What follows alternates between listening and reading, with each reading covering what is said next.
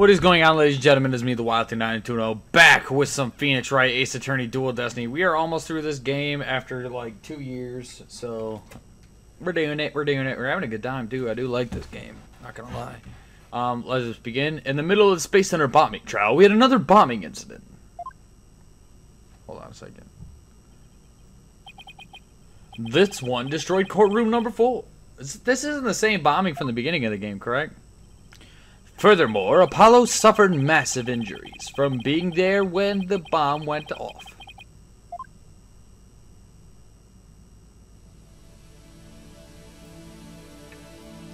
Unfortunately, Juniper Woods was fingered as the courtroom bomber.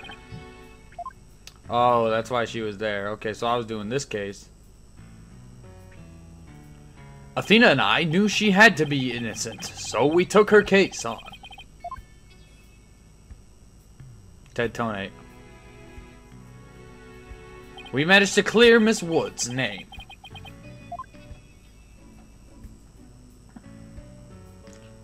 But Apollo sustained further injuries when he was attacked by Ted Tonate.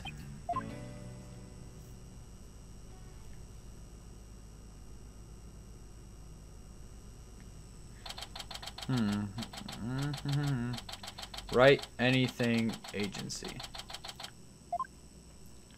Apollo is a tough guy, but this is taking its toll on him. Yeah, poor guy, being attacked by Tonate like that on top of all his other injuries.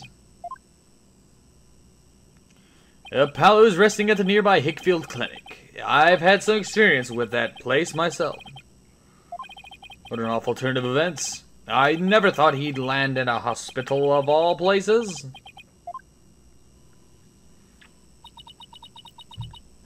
You must miss him too, huh? Now that you don't have anybody to tease. Don't worry, he's young. He'll heal quickly and be back before you know it.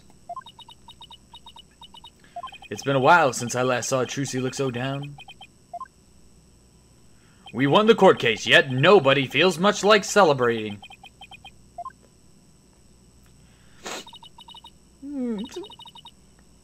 Alright, enough of this, people. This is no time to be moping around. Now dry those eyes, both of you. You're the one who's crying, Athena. Technicalities. Look, we have to work to do. We have to take over. Take over what exactly? Apollo Space Center case, of course. As no verdict's been reached, there's still a chance.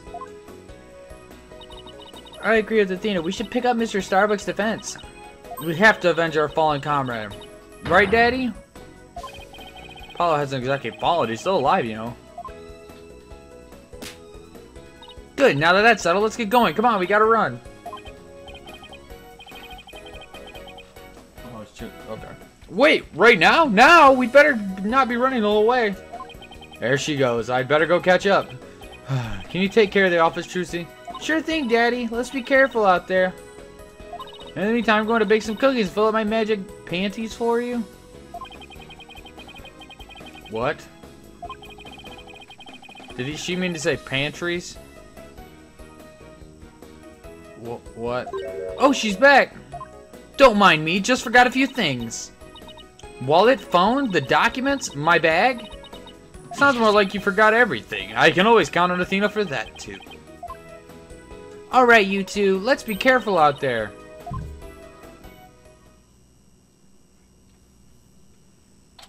December 19th, detention center, visitors room. So our client is one Sullivan Starbuck. He's so famous even I've heard of him. That's right, he's a super famous astronaut who works at the Cosmos Space Center. He was actually up in outer space 7 years ago. You seem to know quite a bit about him. Now I'm all excited to meet the man.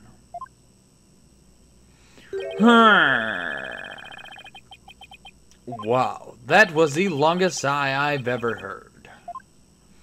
Pilot told me all about you. You're Phoenix Wright, Paolo's mentor, right? Yes, that's right. Mentor has a nice ring to it. Don't worry about a thing, Mr. Starbuck. Mr. Wright and I have got you covered. Yeah, and you're the new kid that Paolo told me about. Wait, don't I know you from somewhere?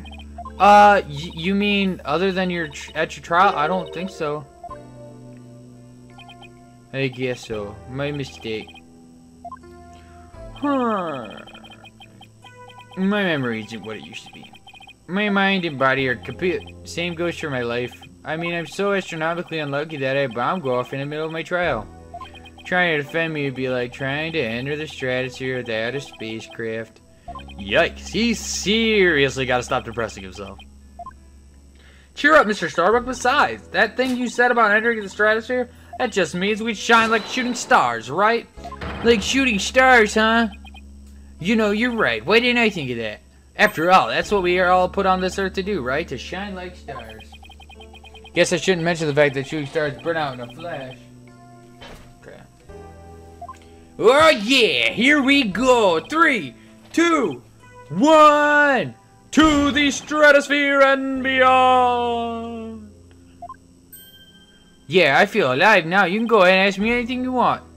Is that really all it takes?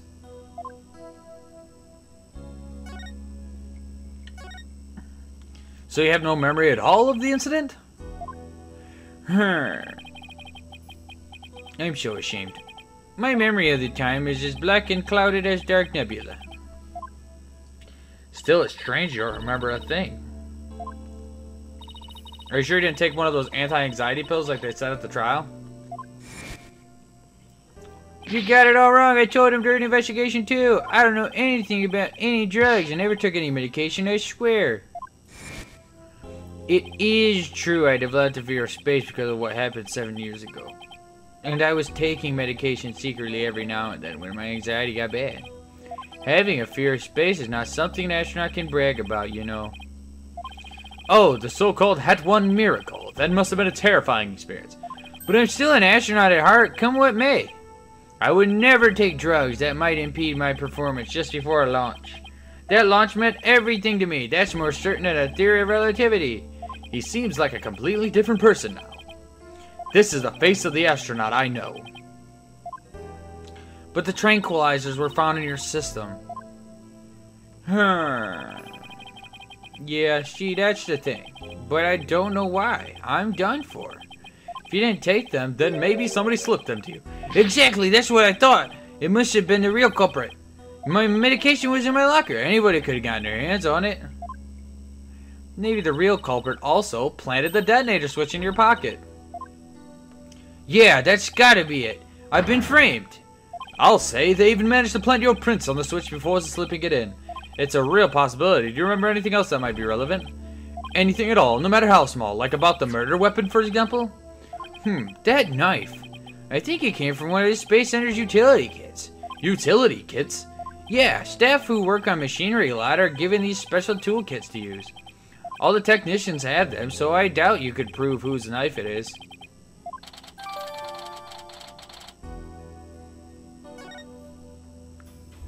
The Het 1 miracle. As I recall, your last trip into space was 7 years ago, right? That's right, it was. A pretty rough experience. During that mission, we had all kinds of problems with the craft. You did? What kind of problems? Power failure, oxygen leakage, busted radio, cracked windows, loose control column. The heat shield came off as we were entering the atmosphere. I thought I was a goner. But I managed to make it somehow with the popsicles and ice packs from the freezer. No wonder they dubbed it the Het 1 miracle. It's a miracle you made it back. Space is a boundless place. That's why it continues to capture people's imaginations. But the vastness of space shows us how insignificant we are in the scheme of things. The darkness just goes on forever and ever and ever without end. There's nobody else there. Nobody was gonna come save me. I was all alone. All alone. With nothing to listen to but the sound of my own breath. Breathing and heartbeat. I kept scrambling to make repairs, but I couldn't keep my hands from shaking.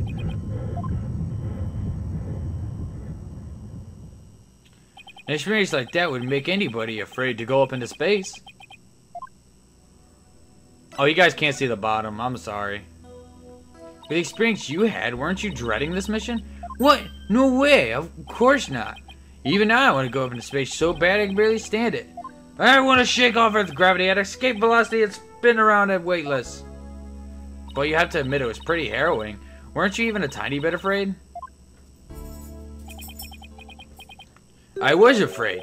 Of course I was. Still am. But space is man's final frontier, an unknown world. The cosmic truth is out there, waiting for us somewhere. The cosmic truth, huh? I guess there are people looking for the truth in every walk of life. No matter how afraid I am, I'm sure I can manage. If I give in to my fear, I'll never find the truth. As long as I don't give up, I can keep up the fight. One thing's for sure, Mr. Starbuck's passion for space is undeniably the real deal. The victim, Clay Terran. He was kind of like your protege, wasn't he? Well, it wasn't a big exaggeration deal like Master and Apprentice or anything like that, but Clay did think of me as his mentor. The mentor and the protege. What a combination they must have been.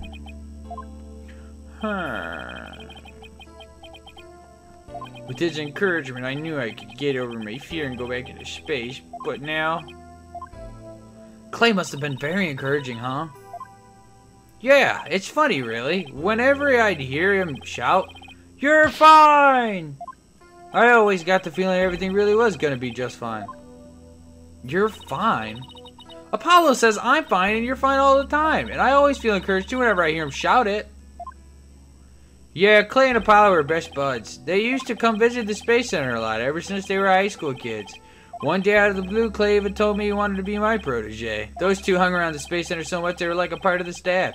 One time during zero-G training, I started to panic a little bit, and the two of them took turns shouting, "You're fine!" over the radio. It was just a simple thing, but it was exactly what I needed to hear. So I'm fine and you're fine. We're like Apollo and Clay's secret phrases, huh? I wish I could ask Apollo more about Clay and their relationship now.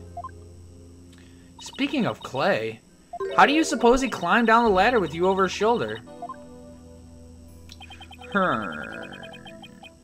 Sorry, but I can't even begin to imagine. But he actually did climb down that ladder, so a way has to exist. From the freedom of space to the walls of a cell. But that prosecutor said the dark night sky isn't half bad through barred windows. You're fine! Sullivan Starbuck is fine! Everything is going to be alright. Huh? And Athena Sykes is fine. Come on, Mr. Wright, you too. Do I really have to? Phoenix Wright is fine? I can't hear you! Phoenix Wright is fine! We'll get you back into space yet, Mr. Starbuck. Believe in your own innocence and have faith in us. Your pal believed in you wholeheartedly, and that's good enough for me. I believe in you too. Thank you, both of you. I'll put my faith in you. And I vow to make it back into space. All I need first is a not guilty verdict. It sure feels nice to reassure ourselves every now and then that we're all fine. Okay, Mr. Wright. Let's get our investigation of the Space Center started. Pronto! Good idea, let's go! Let's move to the Space Center.